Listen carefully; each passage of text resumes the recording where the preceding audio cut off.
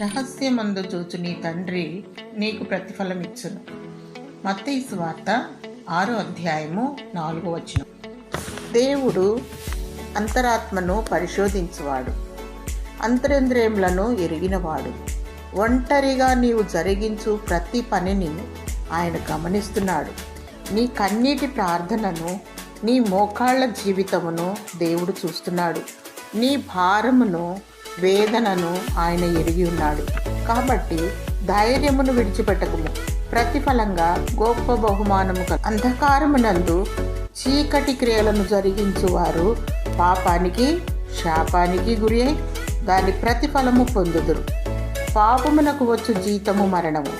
అంతరాత్మలో చెడును యోచింపక, మోహపు చూపులు చూడక, పాపపు తలంపులతో తులతూగక, పరిశుద్ధత, పవిత్రత, ఆత్మీయత కలిగి క్రీస్తును పోలి నడుచుకొనుము.